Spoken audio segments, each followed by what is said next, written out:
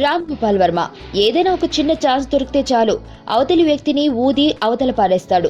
చిన్న పెద్ద, హీరోనా పొలిటీషియనా అని చూడడు. బుర్రలోకొచ్చింది తన పిట్ట ద్వారా కూతలు కూయించేస్తాడంతే. ఇప్పుడు మనోడు సూపర్ స్టార్ మహేష్ బాబుపై సంచలన వ్యాఖ్యలు చేశాడు. ఉన్నట్టుండి ప్రిన్స్ ని వర్మ ఎందుకు టార్గెట్ చేశాడనేగా మీ సందేహం. ఆ వివరాలు తెలియాలంటే మ్యాటర్లోకి వెళ్లాల్సిందే. ప్రస్తుతం ఆంధ్రప్రదేశ్ ప్రజలు ప్రత్యేక హోదా కోసం వైజాగ్ లో మౌన పోరాటానికి దిగారు.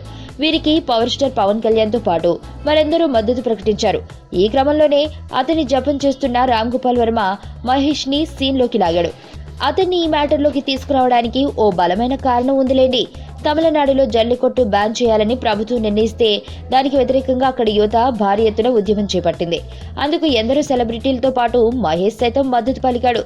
తమిళ తంబిలు సాంప్రదాయంగా భావించే జల్లికట్టు ఆటని రద్దు చేయడం సరికాదని బ్యాన్ ఎత్తివేయాలంటూ ట్వీట్ చేశాడు. అలాంటి మహేష్ ప్రత్యేక హోదా కోసం పోరాడుతున్న ఏపీ ప్రజలకు మద్దతుగా ఎందుకు గళం ఎత్తడం లేదని వర్మ అతనిపై విరుచుకుపడ్డాడు.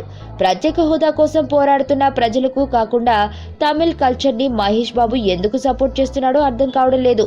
నిజానికి అతనికి సూపర్ స్టార్ హోదా కల్పించిందే ఏపీ ప్రజలు.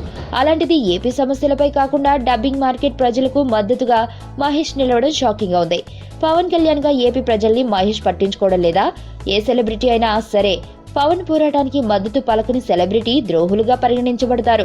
మహేష్ ఫ్యాన్స్ మీరు కూడా అతనికి పవన్ ఫైట్ కి వెనకాల నడవమని చెప్పకపోతే మీరు ద్రోహుల కింద వస్తారు అంటూ నిప్పులు చెరిగాడు వర్మ. ఇంకా మనోడు మహేష్ ని టార్గెట్ చేసి చాలానే మాటలు అన్నాడు.